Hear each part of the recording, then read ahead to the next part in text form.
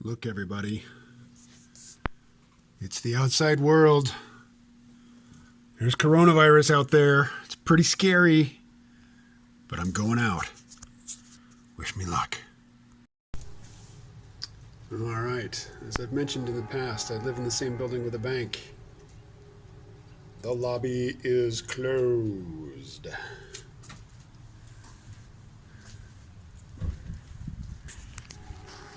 Alright, so my little parking lot here is like a lagoon or a protected bay, but now I'm heading out into the deep waters.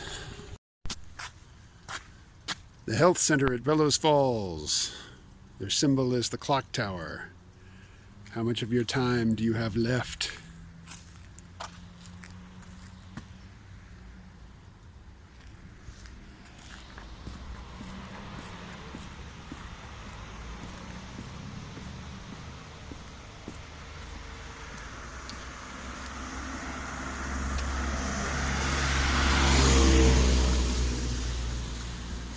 Now you can see there's not a whole lot of traffic, but at certain times of day this would be a perfectly normal sight.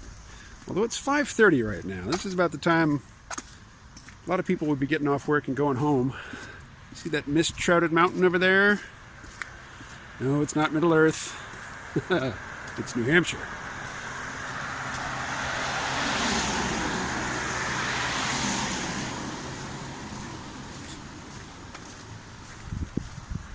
Uh-oh. Someone approaches on foot. Is he human? Is he mutant? Is he zombie? Is he post-apocalyptic road warrior? Or is he a fellow potential protagonist like me?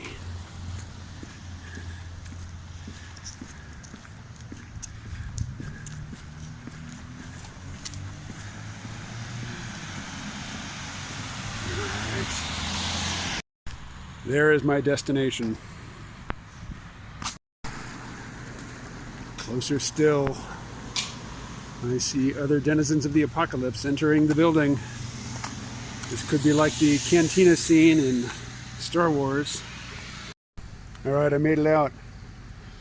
I didn't take any video in there. It was too tense, too tight, too close. But I survived. Alright. I made it back. Please don't murder me 2 weeks from now if you're locked alone in your bunker, but you figured out where I live based on the landmarks you saw in this video, and you're the only person you know left alive, but you know I'm still alive, broadcasting from my, fortress of solitude here, and you're angry at me for making light of this conflict with nature and the microscopic world which has robbed you of everything that was ever dear to you, and here I am mocking it all. So you've come to kill me. Well, you know what, if it comes to that, go for it. It's good to have a purpose. If I can provide some organizational principle for your final days, go for it. But no, when I was in the convenience store, the guy ahead of me in line, and people were spaced pretty well in line. That place was hopping. It's always hopping though. But he was buying lottery tickets. And I don't know if the beverage that he was buying was alcoholic, but he was buying a beverage. Yeah, I just don't remember. But he was buying a beverage and lottery tickets. And he was paying with a debit card, and he was putting in his PIN number with his pinky. I was going to say old guy. He might have been my age and just, weathered, having lived a working life in, New England and not really doing anything to take care of himself. You can get to be 50, I'm almost 52, get to be 52 around here and look pretty decrepit. Or, you can live a soft life like I've lived, with some intentional challenge introduced into it, for a little hardening, and still have a baby face at 52. But anyway, this guy who in my youth I would have described as an old man, an old grizzled man, kind of hunched over, weathered skin, long salt and pepper beard, entering the pen with his pinky. And I didn't understand what he was doing at the time. And then when I got up to the same device and I was thought, oh, I'm going to touch the same device that guy was thinking, I was thinking, oh, right. That's why he was using his pinky, because he's unlikely to dig an eye booger out with it, you know, or stroke his chin with it. Anyway, was there a point? There was a point. There is a point. It is this piece of feedback from Energy Fitness. Interesting. Energy Fitness writes, I'm torn on UBI. At what extent, to what extent, will the individual be subsidized? Will it be mandated to be used only for basic survival needs? Or will they have the freedom to blow it on lotto tickets and booze? Because in order to be encouraged to create value, the individual would need a surplus to buy the work of others. We hear and see the mantra of how free money can create inefficiency, but so does people not being able to survive. Living wage has been flat since the 70s, despite the boom of globalism. 2008 was the great wealth transfer. The middle class evaporated. Now with this virus, a la Peter Zeihan, it looks like globalism has died.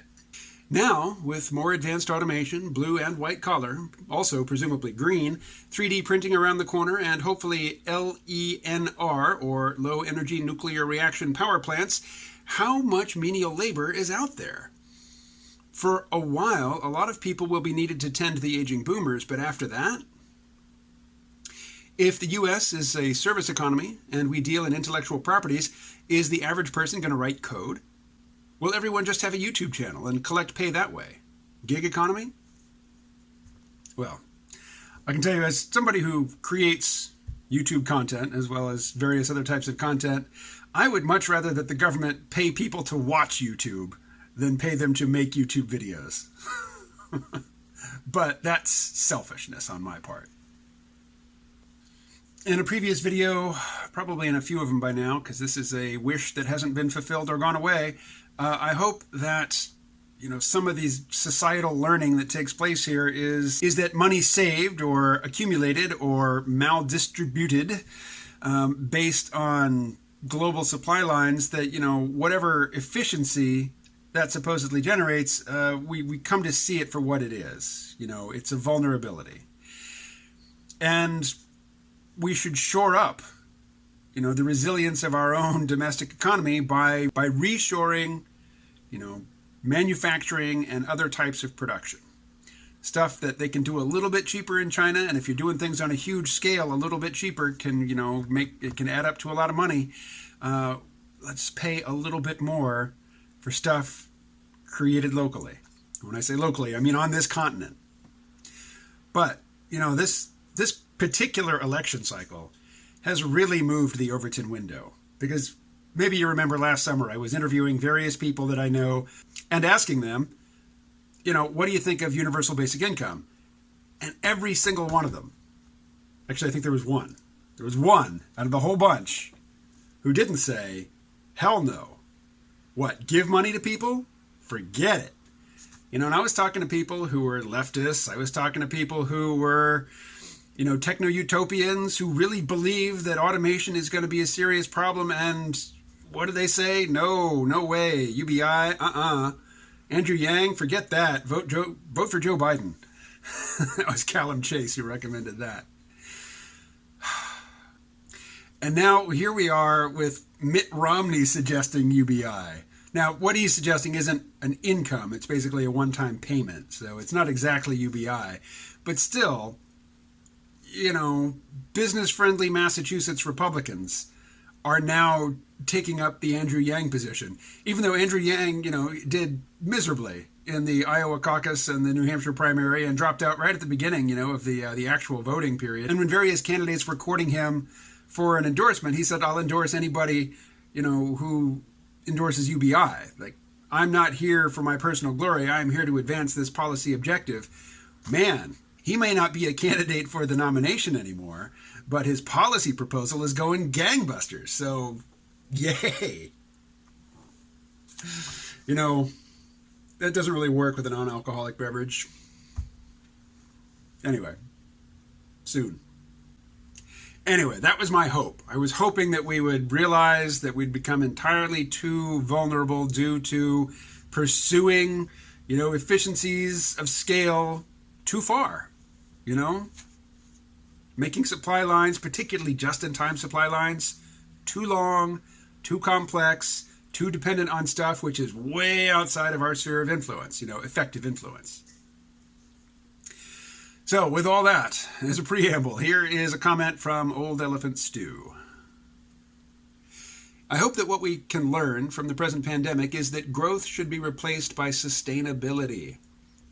Politicians in my country still bang on about the need for growth in the economy with ever more consumption, using, and that often means wasting, ever more finite resources to little good effect, and often not even bringing any lasting happiness to the consumers.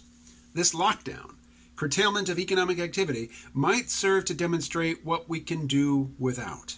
For example, maybe some of the planes that are not flying now will not return to the skies when this is all over, to the ultimate benefit of the planet. The pandemic could combine with climate change concern to make growth an obsolete concept, which, whilst any deaths that occur as a result of the virus are regrettable, that change of outlook could be a very good thing. Hey, I can get on board with that. I've said repeatedly that I think so much of what people do in order to earn a living is not only useless, but it would be better left undone. And my go-to example is always people who get paid, who make their living hounding destitute people who were ruined by medical expenses, but who still owe huge debts to doctors and hospitals.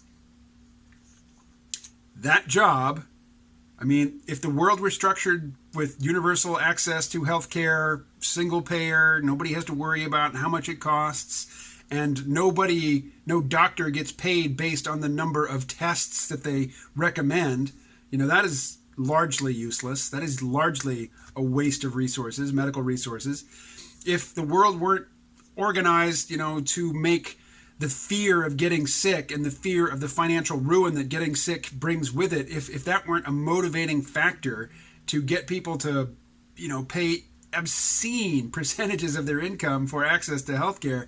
If the world weren't structured like that, yeah, there are people who wouldn't have jobs. Those debt collectors, the actuarial armies of people, the bureaucrats who generate enormous profits by denying coverage to people who thought they had insurance, and found out after they came out of the hospital that their insurance didn't cover shit. Yes, there would be some good jobs that wouldn't exist, and the world would be a better place. Anyway, it's enough for today. Tell me your stories, or point me toward fun videos of people venturing out into the coronavirus apocalypse, or peri-apocalyptic wasteland. Talk to you later.